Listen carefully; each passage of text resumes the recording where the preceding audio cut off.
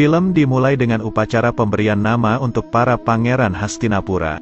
Anak yang pertama yaitu putra dari Dewi Ambika diberi nama Drestarastra karena memiliki keberanian yang tinggi.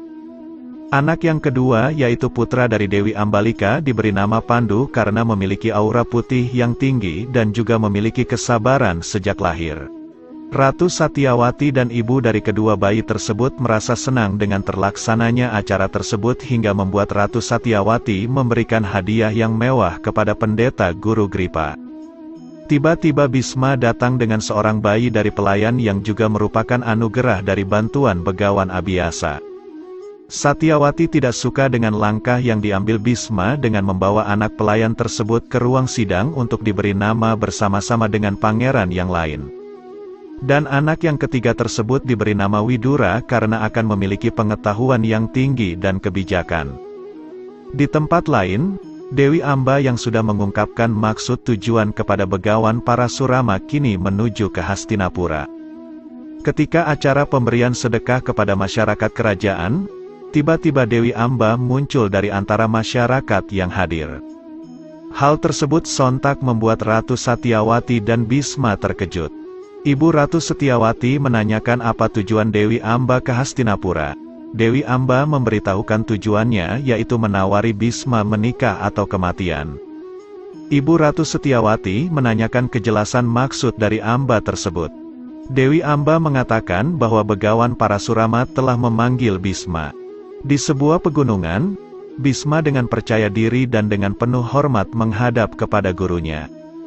Begawan Parasurama yang dari awal sudah terikat dengan Dewi Amba tidak pernah meragukan kebenaran dari Bisma. Namun untuk mengobati dendam dari Dewi Amba, sang Begawan ingin menguji Bisma sekali lagi. Sang Begawan lalu membuat busur dari petir lalu melepaskan anak panahnya ke langit untuk mengundang meteor. Melihat meteor tersebut, Bisma yang sudah membawa busur di tangannya lalu melepaskan anak panahnya untuk menghadang meteor tersebut. Ketika dua benda tersebut bertabrakan tiba-tiba berubah menjadi taburan bunga dan hal itu menjadi salam hormat dari Bisma kepada sang Begawan. Sang Begawan lalu berlari menghampiri Bisma dan menendangnya. Sang Begawan terus menghajar Bisma dengan tangan kosong namun Bisma tidak sedikit pun melawan. Bisma terus dihajar oleh Parasurama hingga jatuh ke sungai, dan tetap dikejar oleh Begawan Parasurama dan dipukul hingga naik ke daratan lagi. Parasurama langsung melompat dari air untuk mengejar Bisma yang sudah terlempar di daratan terlebih dahulu. Parasurama agak merasa kecewa karena Bisma tidak melakukan sedikit pun perlawanan dan mengatakan bahwa walaupun Bisma melawan, Begawan Parasurama tidak akan mudah untuk dikalahkan. Lalu ia mengambil sebatang pohon dan melemparkan kepada Bisma. Dari sinilah nampak Bisma akan melawan Begawan dengan mengepalkan tangan dan menahan serta menghancurkan batang pohon tersebut dengan tangan kanannya. Hal tersebut membuat Begawan Parasurama kagum kepada muridnya.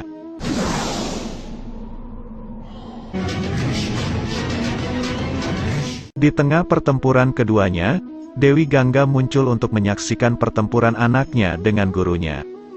Ketika Bisma memutuskan untuk memakai senjatanya, pertempuran menjadi sangat sengit karena kedua ksatria tersebut memiliki kekuatan yang sama-sama hebat.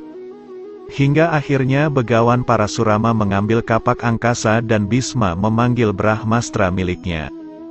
Hal itu membuat Dewi Gangga cemas karena mengetahui ketika dua benda tersebut bertabrakan akan membuat kekacauan dan membuat kerusakan di seluruh alam semesta. Parasurama melemparkan kapak angkasa miliknya diiringi dengan Bisma juga melemparkan Brahmastra miliknya. Dewi Gangga lalu berdoa kepada Dewa Siwa agar menghentikan dua senjata tersebut agar tidak saling bertumbukan. Dewa Siwa mengamini permohonan dari Dewi Gangga tersebut dan menarik kedua senjata tersebut sebelum keduanya bertumbukan. Setelah kedua senjata tersebut hilang ditarik oleh Siwa, pemilik Trisula ini muncul dan memberikan nasihat kepada Parasurama bahwa Bisma telah melewati ujiannya. Dewi Amba yang merasa belum puas dan belum hilang rasa dendamnya serta belum tenang pikirannya mohon kepada Dewa Siwa agar membiarkan pertarungan dilakukan karena Begawan Parasurama sudah terikat dengan janjinya. Lalu Dewa Siwa memberikan anugerah kepada Dewi Amba bahwa dia akan menjadi penyebab kematian Bisma ketika ia mengincar sebuah tujuan yang besar. Lalu Dewa Siwa meninggalkan mereka semua. Dewi Amba tidak ingin hidup lagi dan berjanji akan lahir kembali serta menjadi penyebab kematian dari Bisma. Di tempat lain, tepatnya di kerajaan Pancala, lahirlah seorang anak perempuan dari Pangeran Drupada. Anak perempuan tersebutlah yang kelak akan menjadi penyebab dari kematian Bisma. Anak tersebut diberi nama Srikandi. Sekarang pindah ke kerajaan Gandhara. Dikisahkan bahwa Putri Gandhari merupakan seorang perempuan yang sangat takut dengan kegelapan. Bahkan ketika tidur lalu lampu-lampu di sekelilingnya mati, ia segera menjerit dan memanggil pelayannya untuk segera menyalakan lampunya lagi. Seorang kepala pelayan Gandhari yang bernama Sukda menenangkan Gandhari dengan nasihat-nasihatnya. Selanjutnya di sisi perbatasan Gandhara, seorang prajurit dari Gandhara yang bertugas mengawasi perbatasan melihat sekelompok pasukan besar yang hendak menuju ke Gandhara dan ia segera melaporkan hal tersebut kepada Raja Subala. Di kerajaan, Raja Subala dan istrinya sedang membicarakan tentang kriteria dari calon suami Gandhari. Ketika Raja Subala menanyakan kepada ahli perbintangan terkait nasib Gandhari, dan ketika sang ahli perbintangan tersebut hampir menjawab tiba-tiba prajurit Gandhara datang untuk melapor kejadian yang ia lihat. Kemudian Raja Subala menyiapkan bala tentaranya dan memberitahukan kepada seluruh rakyatnya agar bersiap menghadapi pertempuran. Raja Subala meyakinkan bala tentaranya karena bala tentaranya merupakan prajurit yang terlatih. Beritahu semua prajurit untuk ucapkan selamat tinggal pada keluarga mereka. Ini akan jadi pertempuran yang buruk. Pasukan yang sangat besar tersebut dipimpin oleh seseorang dengan bendera putih berlambang emas dan kereta kuda putih yang tak lain adalah Bisma putra Gangga. Hal tersebut membuat pasukan Gandhara sedikit gentar setelah mendengar ketenaran dari kekuatan Bisma. Di dalam istana Gandhara, Putri Gandhari merasa cemas dengan keadaan yang terjadi. Ratu Sudarma memberikan penjelasan kepada Gandhari tentang sebuah kepungan dari pasukan yang besar. Karena Gandhari merasa ingin menghilangkan ketakutannya, maka ia mengambil pedang yang ada di dalam ruangan tersebut dan mengajak kakak iparnya untuk ikut dalam medan pertempuran. Secara mengejutkan pasukan tersebut berhenti dan mengibarkan bendera kuning tanda persahabatan. Raja Subala yang melihat kejadian tersebut memerintahkan prajuritnya untuk membuka gerbang dan mempersilakan Bisma untuk masuk. Ketika Bisma sudah masuk ke kerajaan Gandhara, Bisma mendapat kehormatan yang luar biasa dari Raja Subala, namun Bisma mengingatkan kapasitas dari Raja Subala sebagai seorang raja. Kedua orang tersebut akhirnya saling berpelukan sebagai seorang sahabat. Gandhari yang masih menyimpan rasa curiga segera menuju ke ruang sidang istana. Bisma memuji penyambutan yang luar biasa dari kerajaan sekutu ini. Lalu Raja Subala menanyakan maksud dan tujuan Bisma datang dengan membawa pasukan yang sangat besar. Bisma menjawab bahwa ia datang bukan untuk pertempuran melainkan untuk sebuah persatuan kerajaan, yaitu dengan mengajukan lamaran kepada Putri Gandhari. Ratu Sudarma penasaran karena Bisma telah bersumpah untuk melajang, lalu Putra Gangga menjawab bahwa lamaran tersebut untuk Pangeran Hastinapura yang tak lain adalah Dhritarashtra. Hal tersebut membuat Gandhari senang dan berlari meninggalkan ruang sidang setelah ia hanya mendengar dari pinggir ruang sidang. Namun Raja Subala dan Ratu Sudarma serta Dewan Menteri sedikit kurang setuju dengan Pangeran Dhritarashtra. Sedangkan Gandhari yang sedang senang di taman bersama kakak iparnya dan juga Sukda. Di sidang istana, Bisma memohon agar lamarannya diterima, namun Raja Subala belum memberikan jawaban secara pasti. Gandhari menanyakan perihal calon suaminya tersebut kepada kakak iparnya. Sang kakak ipar memberitahu nama dari calon suami Gandhari tersebut. Sedangkan di Hastinapura, Dhritarashtra membayangkan ketika namanya diagung-agungkan oleh masyarakat Hastinapura.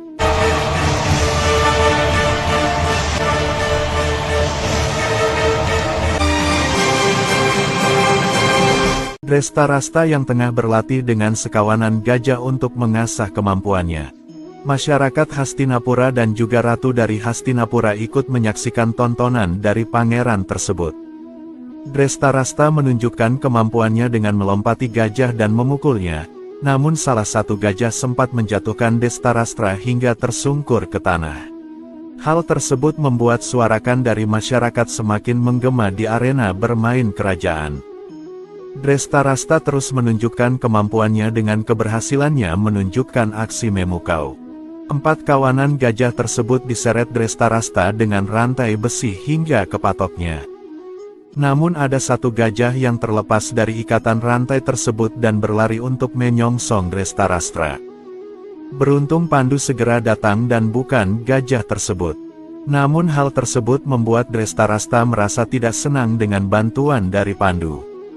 Setelah selesai latihan dengan para gajah tadi, Drestarasta melakukan relaksasi di dalam istana dengan dipijit dan diobati oleh para pelayan dan tabib.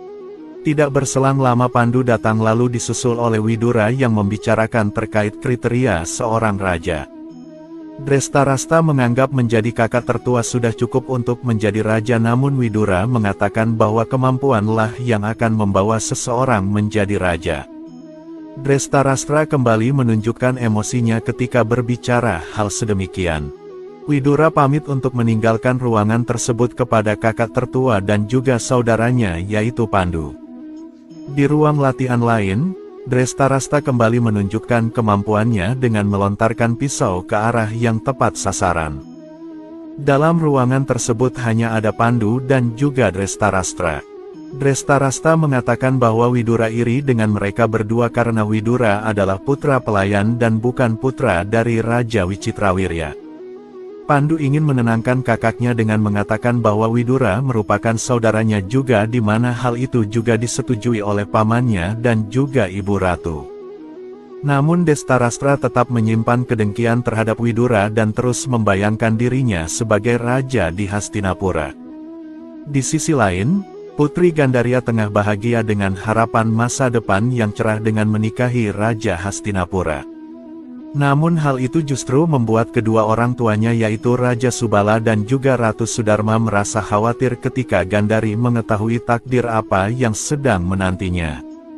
Mereka juga khawatir untuk terus menyembunyikan hal ini dari Gandari. Apalagi mengingat Sangkuni sangat sayang kepada adiknya dan bukan tidak mungkin Sangkuni akan menolak keras apa yang akan terjadi. Sangkuni yang masih di dalam perburuan dan akan segera pulang ke kerajaan tengah berusaha naik dari jurang dengan seutas tali dari prajuritnya. Karena tali tersebut hampir putus dan tali tersebut dianggap hanya mampu menahan beban satu orang saja, akhirnya Sangkuni menjatuhkan prajuritnya. Pangeran, talinya sudah mau putus. Kau yang harus melepaskan talinya, prajurit. Sangkuni pulang dari perburuan khususnya dengan jalan menaiki tebing. Setelah sampai di atas, ia dan para prajuritnya berhenti di suatu tempat. Disitulah Sangkuni mendapat ide untuk membawakan kunang-kunang yang banyak sekali. Pada waktu itu juga Sangkuni mendapat kabar dari Raja Wali miliknya yang berisi bahwa telah datang lamaran kepada saudarinya oleh Hastinapura. Sangkuni dan para prajuritnya pun bergegas untuk pulang ke kerajaan Gandhara. Di sisi lain di Hastinapura, Bisma telah sampai kembali di Hastinapura dengan disambut para rakyat yang terjadi berita simpang siur antara menyerang Gandhara yang ternyata adalah untuk melamar dan bukannya melakukan peperangan. Setibanya di kerajaan Hastinapura, Bisma menyampaikan kabar yang bagus itu kepada seluruh anggota istana termasuk Ratu Setiawati, Dewi Ambika dan Ambalika, tidak terkecuali Drestarasta, Pandu dan Widura. Di tengah malamnya, Pandu dan Drestarastra tengah bertemu di sidang istana. Di depan singgasana raja, keduanya mengatakan banyak hal terkait cerita-cerita masa kecil Drestarastra. Ia juga mengatakan kepada Pandu bahwa istrinya akan menjadi mata dari Drestarastra yang akan selalu ada. Pandu mengatakan bahwa ia juga bisa menjadi mata bagi kakaknya tersebut. Namun Drestarastra mengatakan bahwa Pandu tidak bisa selalu di sisinya, mengingat dia akan sering pergi untuk berperang ataupun bersenang-senang.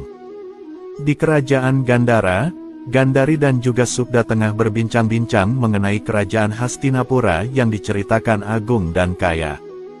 Tidak lama mereka berbincang-bincang, ada kiriman dari Pangeran Sangkuni yaitu sebuah wadah yang berisi kunang-kunang yang akan menyinari gelapnya kamar Gandari. Gandari merasa begitu senang dan ingin menyambut kakaknya. Ketika Sangkuni sampai di ruang sidang istana untuk menemui ayah dan ibunya, Sangkuni tidak bisa menahan amarahnya dan mengatakan banyak hal bahwa ia tidak terima dengan perjodohan yang seperti ini. Sangkuni mengatakan bahwa ia sangat menyayangi adiknya sehingga ia akan melakukan apapun untuk membuat adiknya senang. Sangkuni tidak terima karena adiknya akan menikah dengan seseorang yang buta sejak lahir. Gandari yang baru saja tiba di ruangan tersebut terkejut mendengar kata-kata dari Sangkuni hingga ia menjatuhkan lampu kunang-kunang dari kakaknya. Hal tersebut membuat keluarga kerajaan Gandara sama-sama menghadapi kebingungan yang besar. Dengan seorang pria yang buta sejak lahir. Gandari?